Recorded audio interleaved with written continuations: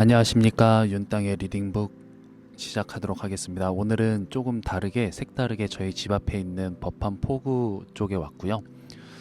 법한 포구를 지나가는 제주 올레길 7코스입니다. 그래서 예전에 제가 여기에서 많이 앉아서 뭐 선셋도 보고 뭐 해돋이도 보고 여러가지 뭐 일출일모를 다 보고 지나가는 사람들도 함께 같이 대화도 한 적도 있었고요. 어쨌든 저한테는 추억의 장소입니다. 그리고 우리 애기 여기다 둘게요. 귀엽죠? 여기다 두고 오늘 시작할 건데, 예전에 제가 카페에서 그렇게 한번 리딩을 한 적이 있었는데, 오늘은 바닷가와 이렇게 선셋을 보면서 리딩하는 시간을 갖도록 해보겠습니다. 그럼 시작하도록 하겠습니다.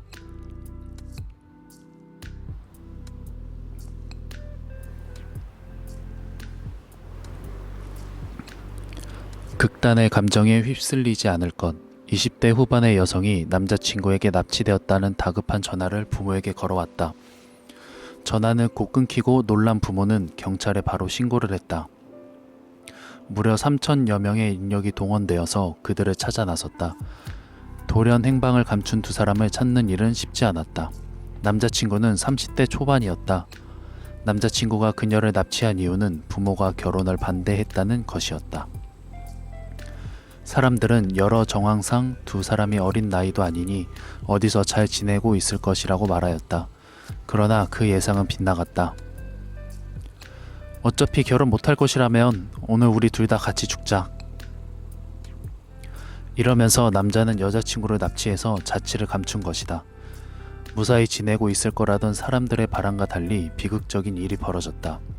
며칠 후에 그들이 탔던 승용차가 어느 강 하구에서 발견되었는데 앞뒤 유리창이 다 깨져 있고 남자는 숨져 있었던 것이었다.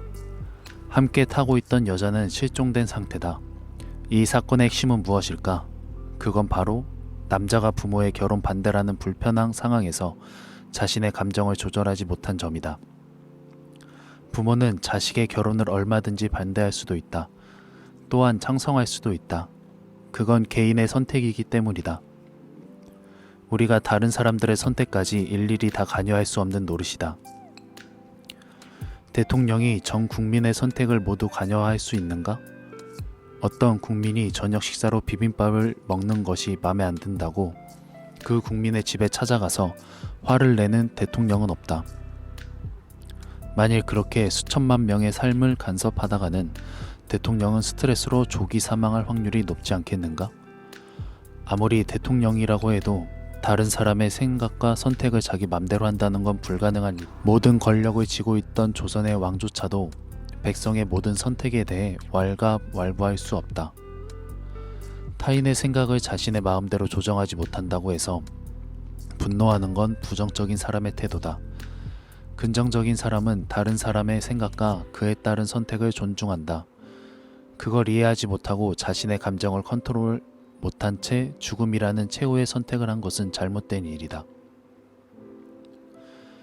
여자친구의 입장에서 그녀가 만약 남자에 의해 희생되었다면 얼마나 억울한 일인가.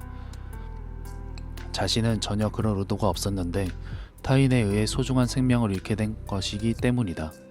극단의 감정에 휩쓸리면 이와 같이 자신뿐만 아니라 다른 사람까지도 위험에 처하게 만들 수 있다. 이 점을 우리는 명심해야 한다. 긍정적인 사람은 극단의 감정에 휩쓸리지 않는다. 긍정은 지혜로움이다. 부모님의 반대라는 걸림돌 앞에서도 침착함을 잃지 않고 그 상황을 타개해갈 방법을 모색하는 것이 긍정이다. 극단의 감정에 휩쓸려서 인생을 마치는 사람이 한둘이 아니다. 50평생을 모범적으로 살아온 공무원이 한순간에 감정을 참지 못하고 폭발하는 바람에 범죄자가 되기도 하고, 잘 나가던 스타카 극단의 감정에 휩쓸려서 추락하는 경우도 있다.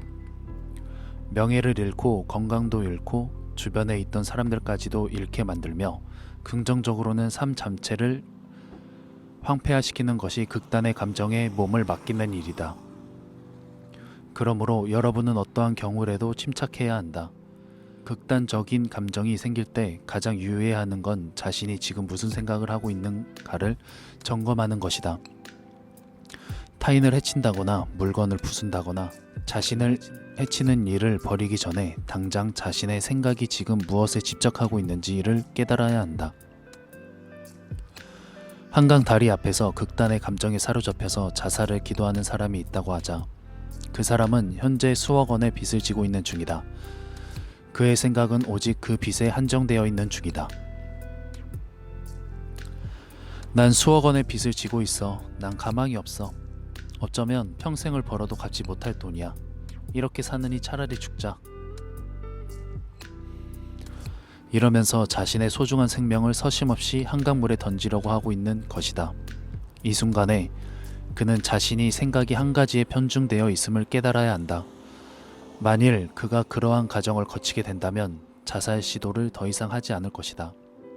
그러나 그가 계속 빚에 집착하는 생각을 하고 극단의 감정에 휩쓸린다면 결국 죽음에 이르게 될 것이다. 극단적인 감정은 극단적인 생각이 만들어내는 비극이다. 자신이 생각에 극단적으로 치닫고 있는지 항상 유념하라. 자신을 지키는 건 호신술이나 호신용품 이전에 긍정적인 생각이다. 그러므로 우리는 늘 긍정하는 삶을 살아야 한다.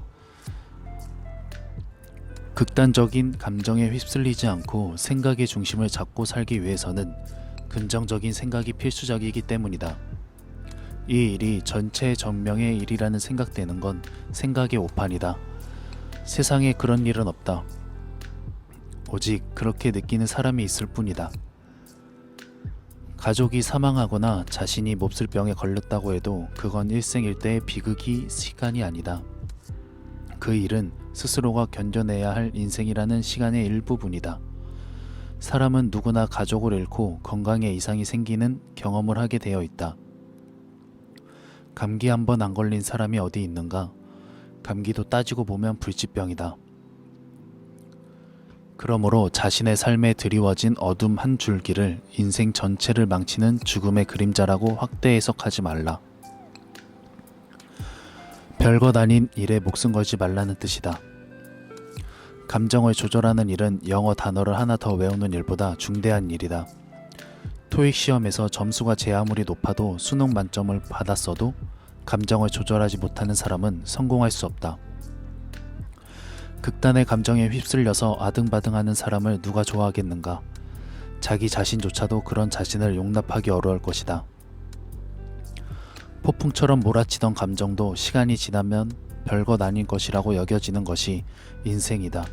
이러한 인생의 특징을 잘 이해하고 긍정적으로 감정을 컨트롤하는 지혜를 발휘해야 할 것이다. 네, 이번 시간은 이렇게 끝났고요. 제목이 극단의 감정에 휩쓸리지 않을 것인데 이 내용 모든 내용 자체가 제가 20살 때 초반 중반 때 각 군대를 전역하고 사회생활을 할 때에 많이 비슷한 내용인 것 같아요. 저 또한 이 책의 내용 나와 있는 것처럼 그 순간의 감정에 휩쓸려서 되게 나쁜 감정들이 많이 나와서 그거를 다른 사람에게 많이 이렇게 전도한 적이 있었거든요. 그래서 지금은 그렇진 않지만 많이 컨트롤을 하는 편입니다.